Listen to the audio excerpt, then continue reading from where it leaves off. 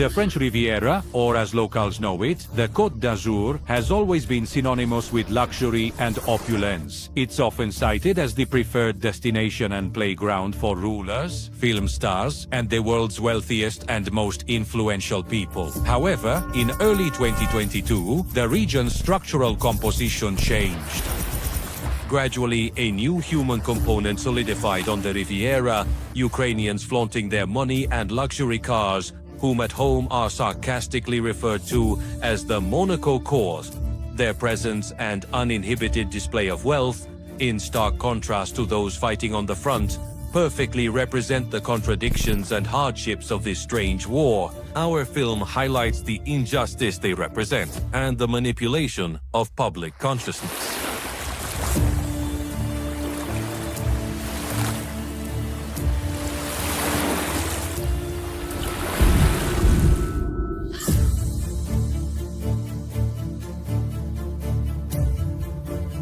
I've been familiar with this entire region since I was 14 years old, the Côte d'Azur, and not because I was the child of wealthy, influential, communist parents.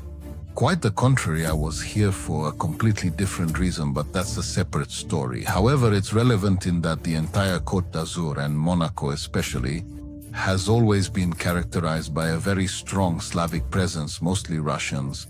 Even at 14, 15, I could tell if a lady in Monaco was Russian or not, mainly because she wore stronger perfume than non-Russians. And this whole thing has now changed in that regard, as Ukrainians have replaced the Russians, so the phenomenon is quite noticeable. So noticeable that even Western media outlets couldn't deny it. It was so far from the truth that articles and reports addressing the subject were constantly appearing, which, almost as a defensive measure, labeled as pro-Russian the affluent Ukrainians who had arrived in large numbers on the Riviera. However, the videos inundating social media didn't reveal old, well-established oligarch families, but rather boastful nouveau riche individuals who, flaunting their luxury vehicles and completely disregarding any sense of discretion, are making a conspicuous display of themselves around the Monte Carlo casino. Furthermore, the phenomenon in 2025 took on a whole new light when a massive corruption scandal rocked Ukraine and its government, whose symbol became the now infamous gold-plated toilet, reopening the wounds of injustice for many. But to understand what happened between 2022 and 2025, we need to go back a little in time, 2013. On March 15th, the procession was announced to take place in Uzhhorod, the regional capital of Transcarpathia, where Klitschko, the well-known heavyweight world champion, and then Arseniy Yatsenyuk, who later, he became prime minister, the leader of the National or People's Front, and Oleg Tyanibok, the leader of the extremist Svoboda party, announced a march on peaceful Uzhhorod. This was an interesting story because hundreds, even over 1,000 imported protesters or marchers arrived in Uzhhorod then. They were shouting in the city, "Oh, glory to Ukraine, death to the enemies," and so on. Since then, we've all come to know these rhythms, and it felt so alien in Uzhhorod, because until then we hadn't heard such shouts in the city center like "death to the enemy." We didn't even know who the enemy was. Essentially, it was a test of strength. In every major Ukrainian city, they organized a similar procession, and I recall that in Uzhhorod, after this event, I met and had lunch with these leaders as part of a press luncheon, because representatives of the press were invited. And Arseniy Yatsenyuk, who would later become prime minister, was seated right next to us. We arranged with him to conduct an interview, and that is precisely what occurred. And he stated quite plainly that if President Yanukovych, by November of 2013, were not to affix his signature to the crucial Ukrainian-European Union Association Agreement, then a tremendous amount of trouble would erupt within the nation. It was later that I realized that these demonstrations, this whole parade business, was practically a dress rehearsal already half a year prior to gauge how many people they could mobilize in the various cities, what their level of support truly was, and that they intended to remove Yanukovych from his position of power. української опозиції до режиму Януковича не дає їм цього зробити. Managed to convince the people that indeed if this country were to become an associate member state, then it would certainly be able to develop even further from that point on. And suddenly everyone would become wealthy, the borders would open up and become free. Let's not forget that Ukraine had a visa requirement to enter the European Union, and well, everyone was hoping that some significant change would finally take place here.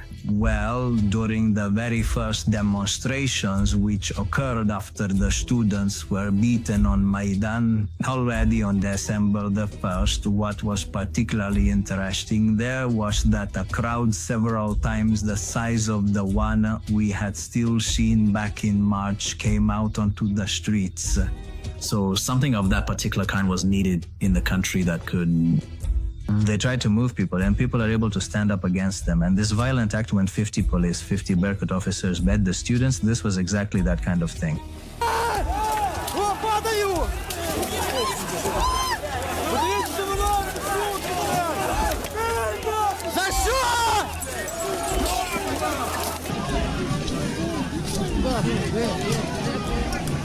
The demonstrations were ongoing, if I remember correctly, for 3.5 months straight. And when things were already coming down, they would always throw something new in, some, I don't know, third force, or perhaps even those who were orchestrating this. For instance, they severely beat a journalist, and that prompted even more people to take to the streets again. Then there was an incident when the man who would later become the sports minister was abducted, and he was already, as you know, a supporter of Maidan. They cut off his ear, they beat him up. This also suddenly grabbed the world's attention. Then, the first time some more significant instances of resistance and direct confrontations began to appear. I distinctly recall one particular incident occurring in Uzhhorod at the time when the authorities at the time deployed the police force to guard the county administration building, and facing them the demonstrators stood there, and right in the center a priest stood holding a cross just to ensure that no kind of confrontation would occur. That was an incredibly brutal scene. Oh, I will never ever forget it. We stood there, journalists, right between the two crowds, and I was filming my cameraman colleague, telling him, stay right here, I'll cover you.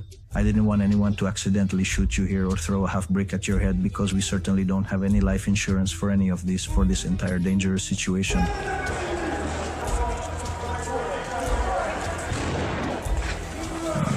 Then came what no one expected, the first murders. First, an Armenian-born young man was shot. They don't know how he was killed. The memorials are in downtown Kyiv, then a Belarusian national, but not Ukrainian.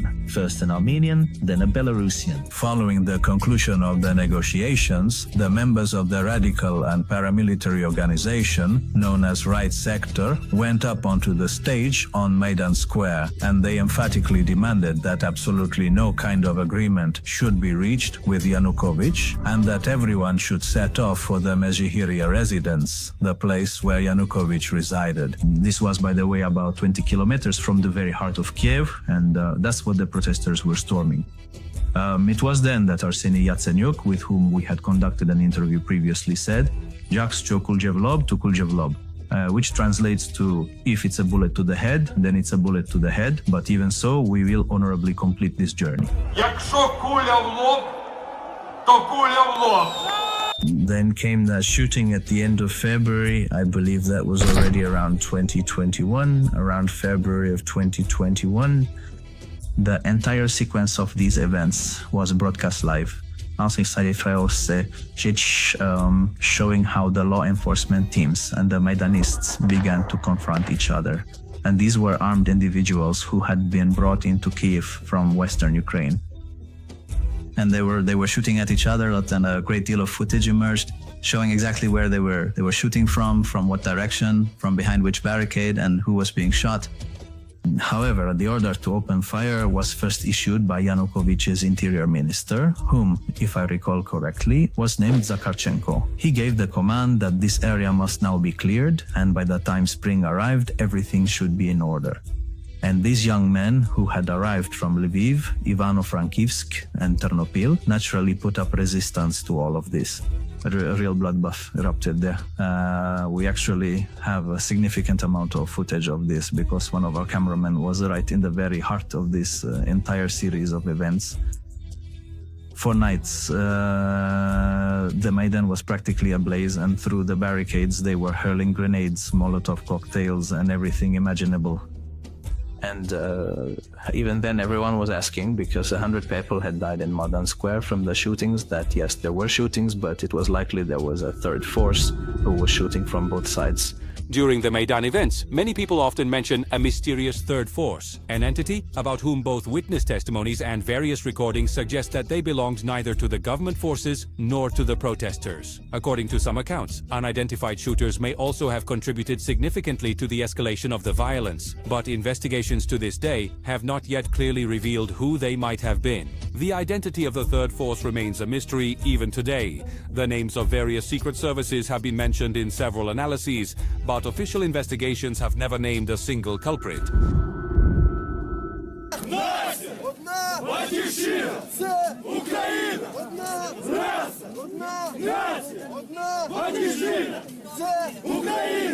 We arrived at the reception of the Hotel Gipro, which is located at the very end of the road leading to Maidan Square. Before you even step inside, you'll find young men from the right sector wearing red and black armbands, masked and armed with firearms. And everything is covered with these white sheets throughout the entire path. As you walk in from the elevator, everything is covered with white sheets. First, so you wouldn't track in mud, because outside the paving stones were all dug up from the street, so you were basically walking on bare earth. And secondly, so the blood wouldn't get onto the carpet or other furnishings, because then it's much easier to just throw that out. So that's how we were forced to go inside. And when we finally made it to the reception desk, I put down my Hungarian passport, my girlfriend placed her Russian one, and the receptionist just stared at us, asking, "Who exactly are you two?" And we told them that we had already booked our accommodation through booking.com. So we arrived and were given our room. We went out to Mossimesau, went up to the room, and then we were shoved into the elevator where Sitir Anna and a young man from the party sector arrived. By the time he jumped into the elevator with us, and his eyes weren't clear, meaning he'd consumed some things, but at least he had a firearm. This is very important, not a pistol, but an automatica. And then we arrived at our floor, we stepped out of the elevator, went into the room and closed the door. And my girlfriend started throwing every single piece of furniture and anything she could find against the door, thinking that would surely keep them out. And I told her, listen, I'm not helping you, not just because I'm laughing at what you're doing, but because it's completely pointless since they have firearms. So the only way you can leave from here is through the window, but that's not a reliable option either. And when we looked out the window, we saw car tires and other things piled up there. The protesters had formed a barricade and the European Union flag was displayed multiple times. This is very important. So, Tako, we are talking about the year 2014. Everything that occurred on the Maidan was tragic, not merely because the square itself became the site of a massacre or even multiple killings, but also because perhaps this marked the very first instance when our liberal elite openly associated themselves with all manner of extremist groups. You look at these images and you see the Union flag waving there, the symbol of our continent, of our great community, and the symbol of all the values we have fought and bled for. And not far from it, all kinds of Banderite symbols. And there, on that square, among these symbols, I was sealed with blood. This was a particularly tumultuous period, and Ukraine at that time was the stage for the activities of numerous international organizations. Among them was USAID, which supported civil and media projects in the region. Its operation is public and documented, and although many speculations are connected to it, no evidence has emerged of armed intervention or the preparation of a coup. Its projects, however, were undoubtedly politically influential, even if there is no proof of direct involvement. These rather impressive young men with their distinctive red and black patches were, we could say, Islam, the right-wing faction of the Prague sector. They were effectively the ones with the truly militant nature. Those who appeared there as a kind of paramilitary style solution. But, you know, even before this, there were always such characters in Ukraine. Such figures have always existed. They just didn't get as many opportunities from life. The reason for this, of course, is that the red and black color combination, that particular pairing, is the color code of Bandera's group. So they don't operate with the blue and yellow colors, but rather with the red and black ones.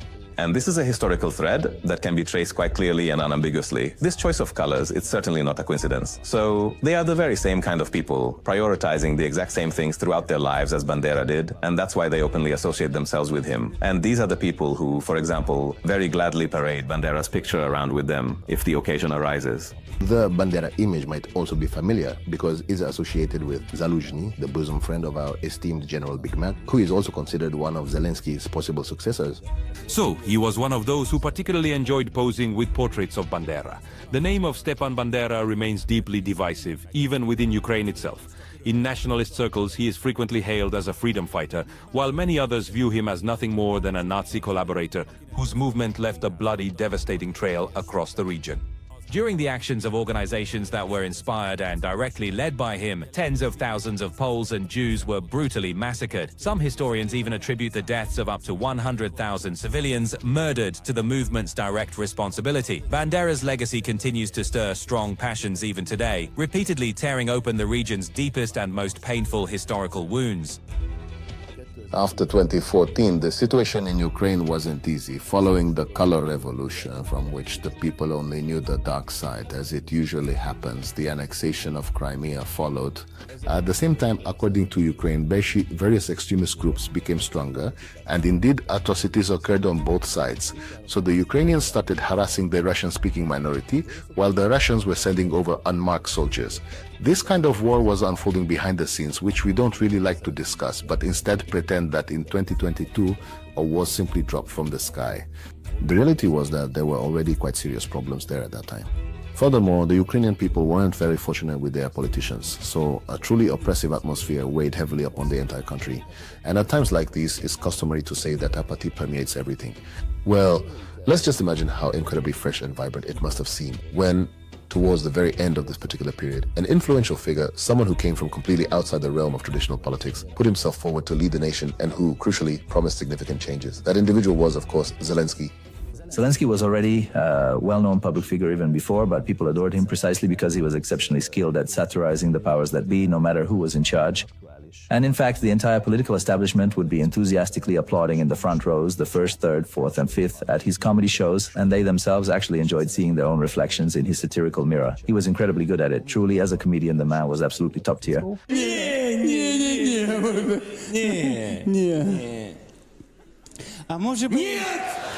Не знаю, я когда начал бухать, я уже был пьяный. Задрал меня! Это мама. And then after that, when they actually went and produced the film, Servant of the People, well, that particular one, the whole entire country watched it from beginning to end. So people wanted to see, wow, that there was a Ukrainian president like the one Zelensky played, the president named Goloborodko, that another Ukraine could exist, one that could be put in order, where there's no deforestation, no bad roads, where there's legal certainty and no corruption. This very film was loved by an international for this very reason, and it also parodied the current system of power.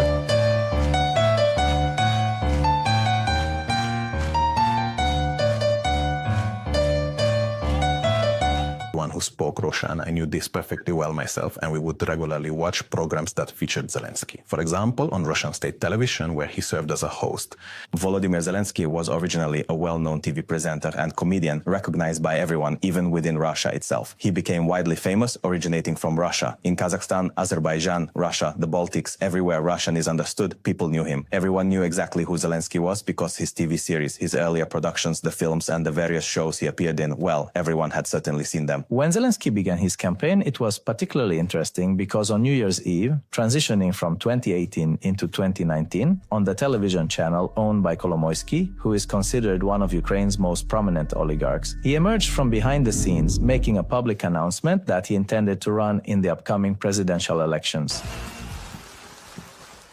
Добрый вечер, друзья. Совсем скоро мы встретим Новый год и продолжим вечерний квартал. А пока у меня есть небольшой перерыв, я решил з вами поговорити откровенно, як Володимир Зеленський. Зараз в Україні така ситуація, коли у кожного українця є три шляхи. Перший шлях Жити як живеш, плисти за течією. І це нормально, це вибір кожного. Другий шлях – зібрати свої речі і поїхати в іншу країну. Заробляти там гроші, надсилати своїм близьким та рідним. І це теж нормально. Але і ще третій шлях – спробувати самому щось змінити в Україні. І я для себе обрав саме його. Дорогі українці, я обіцяю вам піти в президенти України. І одразу виконую. Я іду в президенти України. Давайте зробимо це разом. З Новим роком, з новим слугою народу. It was from that very moment they practically began to take notice how this fellow had just appeared completely out of nowhere. He had, of course, a television series before that, and he was speaking entirely in Russian. He announced in Russian that he would indeed run in the presidential elections, and he conducted his entire campaign in Russian. Zelensky's appearance in politics was groundbreaking, not only because he came from outside, having previously been an actor and a comedian, but also because he was, in fact, the very first prototype of the influencer politician as a recognized phenomenon. The way this white-shirted influencer boy stands there on the night of the big announcement, it practically redefines everything we previously believed we understood about traditional politics. And this is evident not merely in the manner his campaign is conducted and managed, but also throughout his entire political communication strategy. He already arrives at this point with a substantial and long-standing social media advantage. So on Facebook and Instagram, he has amassed such a significant following and so many likes that his rivals simply cannot compete. If we look at his support statistics, specifically his approval ratings just before his presidential selection, we will find that he was by far the most popular among the most active age group on the internet. And it was among the rural older generation that the rejection was the largest and strongest. And this is where everything changes. For this particular demographic, this generation that is most active on the internet is the one most receptive to that new form of communication that Zelensky is now introducing, because Zelensky does not make too many concrete promises. Therefore, beyond a few demagogues as the promise of peace, as the promise of freedom, and as the promise of a Western-oriented Ukraine, he doesn't articulate many specific proposals, but instead capitalizes on the unpopularity of his opponent, his rival. So he presents himself as an anti-Poroshenko against Poroshenko. His entire campaign was built upon what Poroshenko had failed to accomplish, because Poroshenko, as is well known, pursued a chauvinistic, extremely anti-minority policy, even though his own native language is Russian. So he was one of the first who almost banned his very own mother tongue. During his campaign, Zelensky adopted a notably liberal tone, and he also showed clear signs of a willingness to reconcile with Russia. This politician, an influencer who avoided conflict, earned the trust of many people precisely through his promise of peace. So, his campaign was successful, naturally, in Russian. Everyone can be absolutely sure that when the election campaign was underway and he had just launched it, the Kremlin was also rooting for Zelensky, choosing between Poroshenko and Zelensky. Well, who else would they have rooted for? Of course, they rooted for him. He won by 70-something% because in Ukraine, everyone who was fed up with the oligarchs, fed up with everything they had lived off until then, hoped that not only would there be peace because they had been shooting there for a very long time already, but nobody talked about this in Hungary. It wasn't important in Europe yet, so they didn't just want peace, they also wanted relations to somehow normalize. And then a Ukraine like this, it would need to find peace. There needs to be a reconciliation of this kind so that the country can remain whole. But then it would be that they are neither west nor east, and they would just exist there in the middle. And we are talking about a person who many times over the years has very often said that, well, just let someone speak Russian if they want to speak Russian. There was a joke going around back then, which was interesting because you see, this guy didn't come from mainstream politics, but from show business. And people used to say that if at that time they had put a goat up against Poroshenko, that goat probably would have won the elections. However, by making Zelensky a well-known actor who had previously played the president of Ukraine as his opponent, Zelensky certainly had tremendous success. And he did, of course, win the presidential elections. The awkward questions naturally arose about what he would do next, what his very first steps would be, because he had just delivered an inflammatory speech in the Ukrainian parliament at that very moment when he was elected president, and when he took his presidential oath, he essentially declared that he would put an end to all forms of cronyism nepotism and corruption networks, and he would stop the war. No more people must die. He, if it comes to it, will kneel before even the bold devil Putin just for the sake of peace, so no more mothers should have to mourn their children. Yeah, he promised all of these things, yes, but nothing ever happened. Looking back now, it's not difficult to realize that this influencer-style politics in the long run did not fulfill the expectations placed upon it. What's more, after Zelensky's election, he gradually lost popularity and was at his least popular right before the war broke out. So there's even a consensus among analysts that if this war hadn't broken out at the beginning of 2022, then in all likelihood, Zelensky would have fallen. Naftali Bennett, the former Israeli prime minister, said this in a podcast interview. You can watch it on St. Ivan's YouTube channel. The host asked him how this had happened, what he knew about it, and how this whole situation had begun. And he said that Zelensky had called him, asking him to have Bennett inquire with Putin if Putin intended to kill him. Bennett then said he would make the call, and Putin replied that no, he wouldn't kill him, he wouldn't go back on his word. No, this isn't about that, but that it's good. He called him, and then a completely different Zelensky emerged at the press conference, and he says that not here, not now, then we will stand up and we will resist and we will do it, and then more. So something happened in those few days when the special military operation began, as they call it in Russia. In those few days, they managed to convince the Westerners that, listen, this will be fine, stay there, keep doing it, we'll overthrow Russia's lead, this will be fine. Something broke there too, and about half a year before that, when it became evident that all Russian language media outlets or any other medium that was in favor of a closer relationship with Russia or was critical of NATO or disagreed with the LGBTQ community or was not on good terms with the European Union or in any other sense, he rather argued for the idea that Ukraine should not belong anywhere. For example, he said, look at Switzerland, how well it manages without NATO and the EU, or Norway without the EU. And back then, Finland without NATO and Sweden without NATO. Now, of course, these two are no longer like that. So at that time, this person, as a media professional, began shutting down those media outlets. He was, in Hungarian, we'd say program director, but in that world, it's not exactly the same profession. But let's just say he was the program director of the TV channel called Inter. He has a production company. He knows exactly that every single media worker has children, has a family, and that having a medium shut down from under them is not okay. Yet, despite all this man did it. He started to reprimand the journalists, gathering them at a private enclosed market space. There he lectured the various reporters on how they shouldn't ask questions, emphasizing that he was the president and how dare they ask him such things. Comedians were forbidden from making jokes about him, even though he himself was a comedian. So gradually, over the course of several months, something there broke, something we don't know what it is. And this is the story that absolutely no one understands. From the moment Zelensky was hardened, the Ukraine's popular influencer suddenly appeared as a completely new character. It's as if a new role was written for him, one that suits him better than any other before.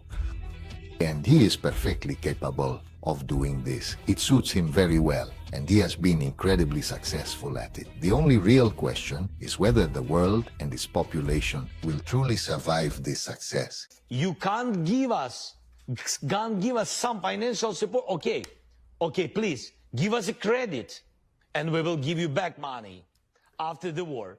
Money. I work all night, I work all day to pay the bills I have to pay. Ain't it sad? And still there never seems to be a single penny left for me. That's too bad. So I must leave, I'll have to go to Las Vegas or Monaco and win a fortune in a game. My life will never be the same. If you can't give us some financial support, okay, please, give us a credit. When we arrived on the Riviera, to be honest with you, it didn't surprise me at all that the Monte Carlo Casino's underground parking garage, and in fact the entire surrounding area, was completely filled with flashy, brand new Ukrainian plated cars. It didn't surprise me either that the various retailers and shops selling luxury products and luxury restaurants started to adjust their offerings to the Ukrainian demand. We had heard about this before. We read the relevant articles. We saw the numerous Chinese social media uploads back, whether in the form of photos or videos, all reporting on this phenomenon and bearing witness to it. So in itself, there was nothing surprising in this. What surprised me, however, was that the various publicists, journalists, and editors-in-chief began to cancel, one after another, the interviews previously arranged with them, when the question arose whether they had any tangible proof that every single nouveau riche Ukrainian on the Riviera was pro-Russia. Is it not possible that a portion of these newly rich individuals are directly connected to the war mafia, and that a part of their wealth comes directly from weapon sales, from the stealing of aid, or even from the head money and ransoms extorted by the TCK's people? But the fact that this question, a deathly silence. It was as if they were afraid of something, which, to be honest, I couldn't quite comprehend or process, because, after all, these are proper Ukrainians, these are newly democratic Ukrainians, these are newly Hellenic Ukrainians, where these pose no threat to anyone, and they wouldn't harm a soul in the world. Of course, because you now see, when we started getting emotional about this topic in early September, we had no idea that by the time our film concluded, a part of Zelensky's immediate circle would flee the country and others would resign because of the corruption scandal that had broken out. And we couldn't have even imagined that the foreign deaf Mindik would be targeted for an assassination attempt right there within Israel. Nor could we have known that the initial reports would then state that the Makarov pistol, which was used to try and commit the attack, might have originated from the Ukrainian embassy. No? Well, we couldn't have foreseen these things, and naturally, we also couldn't have anticipated that just before our film's release, the American president's son would share with the public on this very topic the exact same experience that we ourselves encountered while visiting Monaco, and which our film itself recounts. What's more, we specifically expected that after the film's release, the usual would happen, that the liberal media would discredit, label, and spread propaganda. But it seems this is truly the end. It seems quite peculiar to me when they claim that, for example, this is a pro-Russian community residing in Monaco. If every single one of them was so strongly pro-Russian, then why on earth would they have gone to Monaco? So would the European Union have allowed them to land in Nice, for example, at all? Well, why didn't they go to Moscow? Obviously, during a state of war, not everything can be published in the media. There's censorship at times like these. So now it's enshrined in the martial law of every nation that in times like this, censorship is typically imposed. But now they openly dare to declare that the country's new power elite, or rather its wealthy elite, is the so-called TCK, or the military recruitment centers. Whose we see these videos every single day on the internet, whose people are collecting and gathering people from the streets, just like dog catchers round up stray dogs. In a more favorable situation, they are kidnapped, and then the captors openly communicate the exact amount of money they are requesting for their return from their respective families. Just the other day, a former military officer, now offering services for a new rate, declared that if the TCK apprehends you on the street, then to get out of the car they put you in, it will cost you an amount ranging from $500 to $1,000. If they take you to the military recruitment center, that's already going to cost you anywhere from $5,000 to $10,000. If they take you to the training center and you want to get free or escape from there, that will already cost you $15,000. So let's just convert that to Hungarian money. To save your life, that's 6 million forints. 6 million forints just to get out. And if they let you go, they'll catch you again and you'll have to pay that same amount. And it's not just the ransom business. A member of parliament, who, by the way, fled to the West and was a Zelensky-aligned lawmaker, stated that an amount ranging from $2 to $4 billion is being divided up in Kyiv from the various military recruitment centers. So we're talking about $2 to $4 billion. This figure includes the ransoms paid. It also covers the prices for exemptions. Even a single exemption can cost $15,000 to $20,000 if you don't wish to serve in the military. It also includes those so-called exemption papers that allow you to leave the country. The population is practically kept under full surveillance. The atrocities committed by the TCC came into the national spotlight after the death of Transcarpathian Hungarian Josef Sebastian. The man was dragged away by TCC officers, and according to his own account, he was also abused. He was then hospitalized and died shortly thereafter. When I was stopped at the security checkpoint, and I immediately showed them my official press accreditation explaining that I was a journalist, and I distinctly remember that a guy dressed in head to toe in a military uniform and with an AK rifle in his hand says that unfortunately he won't achieve anything with this because he has to gather 15 people daily, otherwise he'll be sent to the front. But I remember I had the European Parliament press space. Once I showed it to him, I don't know if it's in French or English. And he said, oh, well, why didn't I start with this one? Well, I said, why do you speak French? I just handed you the Ukrainian document. And imagine that was the most interesting, or rather more moving, that behind this uniformed soldier, there was, of course, a human being. So he was also just a human. And he started crying with a machine gun in his hand at the checkpoint, asking me when this war would finally end. He said, you're a journalist, you're an intelligent man. You must know when this war will end. I don't want to die. Should I tell him when it will end? He said, I don't know. I cannot tell you. I cannot tell you because this tunnel has no end in sight yet. It is undeniable that all the delusional actions that the liberal mainstream and their masters have carried out here in recent years are not just unprofessional, stomach-churning or infuriating, but are close to a war crime. And it's not because they didn't adhere to the BBC standards, but rather because they actually did adhere to them, because by now the BBC standard has unfortunately come to signify lying, manipulating and providing information in a one-sided manner, specifically to serve your political objectives. And this is exactly what they proceeded to do, from Netflix through all of their various celebrities down to their very last Zelensky talking head. They did precisely this. They lulled and sedated Europe's sons and even made them participants in this utterly senseless, deceitful and rotten to the core bloodshed, where we cannot even estimate the number of victims, for they lied even about that. Official reports claim that in Ukraine, the number of fallen soldiers is estimated to be somewhere between 30 and 40,000, yet we know for a fact that hundreds of thousands have died on the Ukrainian side alone. And let's be absolutely clear from the outset, whatever the liberal mainstream did, whatever their masters did, it does not absolve the Russians. Aggression is aggression, violence is violence, and blood is blood. But the reason we speak more about the Ukrainians is because the Russians do not wish to join the European Union. The Russians do not want to join NATO. The Russians are not asking for our money. And the Russians don't threaten us every other day. Nor do they expect us to bow down to them, worship them, and praise their non-existent democracy. And it wasn't the Russians who pulled us on strings like puppets, nor did the Russians think we were utterly stupid. Our own liberal elite did this. They were the ones who spread lies claiming Putin had 7 or 8 cancers and would surely die within weeks or months. They claimed the Russian soldiers were fighting on the front lines armed only with shovels. They even suggested that Zelensky would soon march into and capture Moscow. It was they who prevented the parties from coming to the negotiating table in a timely manner to conclude this senseless war with the fewest possible casualties.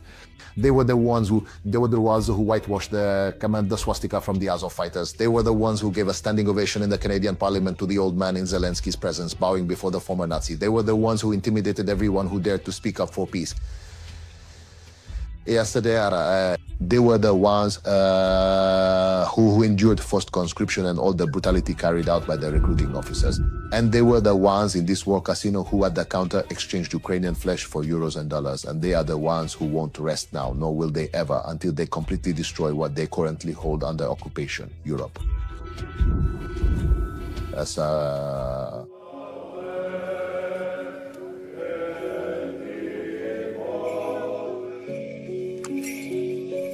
My close friends live in Kyiv, and I have 3 beautiful godchildren there. One is 7, and the other 2 are 5 and 3 years old.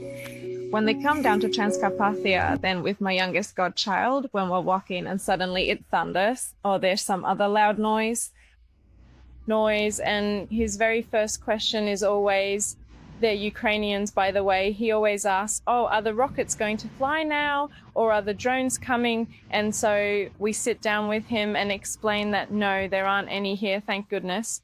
Here we are truly and deeply enveloped by God's love.